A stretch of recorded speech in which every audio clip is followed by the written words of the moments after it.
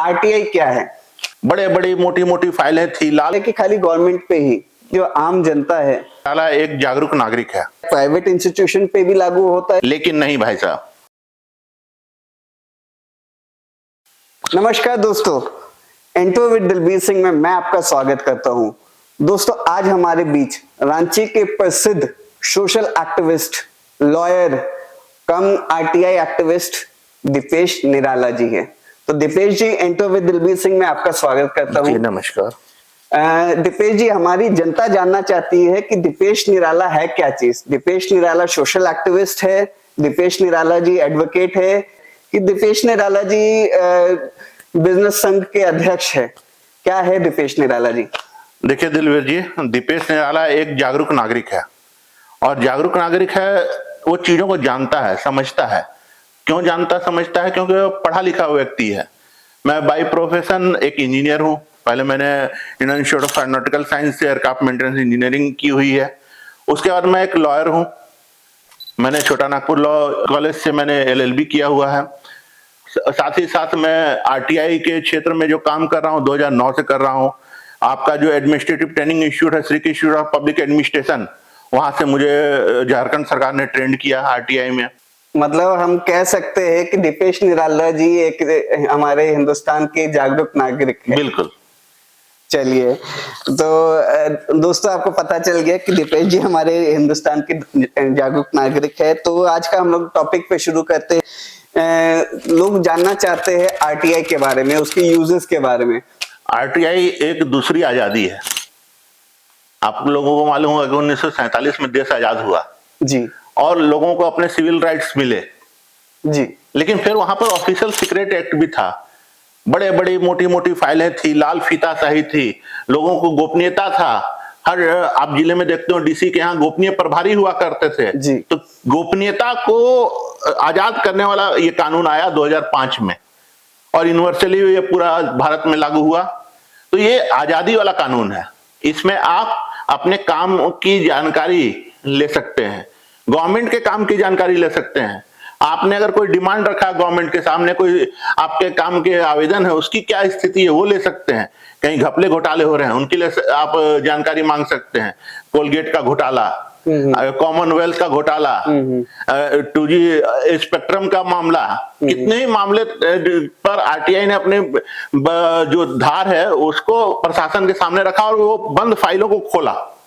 नहीं तो पहले तो लगता था ऑफिस में जाए तो लाल कपड़े में बंधी हुई फाइल, राइट, उससे कुछ दे दे तो हुजूर जी, कोर्ट में गए तो नकल निकाली है। आप कर पहुंच ही नहीं थी सरकारी फाइलों तक, माई बाप थे, हुजूर थे वो। लेकिन आज आपका 10 रुपए का आवेदन आपको एक सिटीजन का राइट देता है कि मुझे भी जानने का अधिकार है कि उस फाइल में क्या है। क्या हमारी जो आम जनता है वो आरटीआई के यूज जो है वो कैसे कर सकती है? एकदम सिंपल सा एक्ट है, कहीं कोई निर्धारित फॉर्मेट नहीं है। एक सादा आवेदन में आपको सेंट्रल गवर्नमेंट हो या स्टेट गवर्नमेंट हो, जहां आप रहते हैं, जिस कार्यालय से आपको काम है, उस सादे आवेदन में आप एड्रेस कीजिए। अगर इंग्लिश में लिखते हैं तो to the public information officer, और अगर हिंदी में लिखते हैं तो लोक सूचना पदाधिकारी। और जैसे एकदम छोटा सा आवेदन लिखते थे, आपने स्कूलों में लिखा होगा, उस तरह का आवेदन बनाना है कि मुझे आरटीआई के तहत ये सूचनाएं चाहिए, और पॉइंट वाइज आप अपना इंफॉर्मेशन मांगिए। आपको जो कागज चाहिए, आपको कोई सैंपल्स की कॉपी चाहिए, उसकी आप कॉपी मांगिए, और मात्र उसमें 10 रुपए का आवेदन शुल्क है। अच्छा। और उसके बाद 30 दिनों में आपको आरटीआई का अधिकार है। 30 दिनों में, ओके। अगर आपको मान लीजिए 30 दिनों में आरटीआई का जवाब नहीं मिल रहा है सरकार से, प्रशासन से, तो आपको फर्स्ट अपील का भी अगेन 30 दिन में अधिकार है। वहां से भी आपको अगर नहीं मिल रहा है, एकदम ब्यूरोक्रेसी हावी है, तो आपके लिए केंद्र सरकार ने के मामले में आपको केंद्रीय सूचना आयोग है, और विभिन्न राज्यों के लिए, झारखंड के लिए जैसे झारखंड राज्य सूचना आयोग है जी। तो हर जगह आपकी रेमेडी है, लेकिन आपको जागरूक होना होगा। इसलिए आपने मेरे पहले क्वेश्चन में आपने जो पूछा था कि दीपेश निराला है क्या, तो दीपेश निराला जागरूक नागरिक है। और जागरूक क्यों? कि वो पढ़ता है, वो जानता है चीजों को, वो ऑर्गेनाइज्ड है। Right right. तो सर ये पहले दीपेश जी ये बताइए कि यार इसके रूल्स है एंड गोल्स है वो क्या है आरटीआई के, कैसे है? आरटीआई का सीधा मतलब है ये एक आजादी का अधिकार है, एविडेंस कलेक्शन टूल है। आपको गवर्नमेंट के अधिकारियों तक आपकी पहुंच को सुनिश्चित कर देता है और आप उनको अकाउंटेबल बना पाते हैं कि भाई साहब बताओ आपने ये कैसे किया, क्यों किया, कब किया, कितने में, कितने राशि में खर्च हुआ इस पे। जी जी ओके। तो हमारा एक और सवाल था कि इसका जो स्कोप है आरटीआई का, क्या प्राइवेट इंस्टीट्यूशन पे भी लागू होता है कि खाली गवर्नमेंट पे ही? एकदम, ये बहुत अच्छा सवाल है। गवर्नमेंट का तो अभी तक हम लोग नाम ले रहे थे, मैंने आपको एनजीओ का भी बता दिया। जी, जी, लेकिन आप प्राइवेट इंस्टीट्यूट का बहुत अच्छा, मान लीजिए कोई कंपनी है जी, आपके राज्य में, सबसे बड़ी कंपनी आज के दिन टाटा है, ये सब तो प्राइवेट फर्म है। लोग सोचते होंगे यहाँ तो कहाँ सरकारी अधिकारी, राइट। लेकिन नहीं भाई साहब, बात है आप सेक्शन 2F पढ़ेंगे, जहां पर सूचना की परिभाषा दी हुई है, उसी का नेक्स्ट पैराग्राफ में लिखा हुआ है कि आप प्राइवेट संस्थाओं से भी सूचना ले सकते हैं। लेकिन उसका तरीका क्या है, जो उनको गवर्न कर रही है, जो उनको कंट्रोल कर रही है, उस अथॉरिटी के पास आपको जाना होगा। जैसे टाटा की कंपनी है, तब उसको उद्योग विभाग भी आपको कंट्रोल कर रहा है, राइट। आपको उसको लेबर डिपार्टमेंट भी कंट्रोल कर रहा है। तो आप वहां लेबर के जो जन सूचना पदाधिकारी हैं, जिला श्रम अधीक्षक है, उनके यहाँ आरटीआई कीजिए। आप उद्योग विभाग के थ्रू लीजिए, जो उनको कंट्रोल करा वो आपको वहां से सूचना कलेक्ट करके देंगे। अभी देखते होंगे स्कूल कॉलेजेस में, आप देखते होंगे फीस बढ़ जाती है।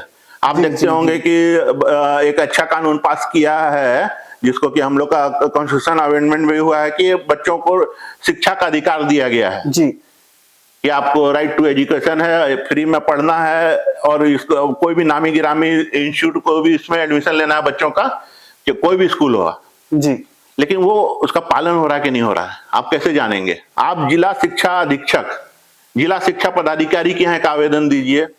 आप जैसे डीपीएस रांची ने कितना राइट टू एजुकेशन में एडमिशन लिया, डीएवी शामली ने कितना लिया, केराली ने कितना लिया, और आपको पूरा डाटा मिलेगा। ओके। तो हम लोग का एक क्वेश्चन यहाँ पे आते हैं कि इसमें आपने इतनी लंबी लड़ाई लड़ी, चाहे आप व्यापार संघ में हैं, चाहे आप आरटीआई में हैं, चाहे आप कोर्ट में हैं, तो इस आरटीआई में जुड़ा हुआ कुछ एक मेमोरेबल केस होगा या? देखिए, एक मैंने पहला आरटीआई किया था झारखंड में। एक सड़क था प्रधानमंत्री ग्राम सड़क योजना के तहत, देवबार जो राम अम्बापानी सड़क 8 किलोमीटर का था, ये पीएमजीएसवाई से बना था। और इस सड़क के बनने के कारण 60 किलोमीटर की दूरी सिमडेगा झारखंड से उड़ीसा के बीच में कम हो जाती थी। और ये 8 किलोमीटर का सड़क पे हेवी ट्रैफिक चलने की वजह से और रोड की क्या बोलते हैं क्वालिटी निम्तर होने की वजह से ठेकेदार ने शुरुआती तौर पे उस पे गलत निर्माण किया। ये रोड अपना 3 महीने में ही टूट गया, इसकी पुलिया बह गई। तो हमने आरटीआई में, चूंकि लोगों को जानना है कि आरटीआई में निरीक्षण का भी अधिकार है।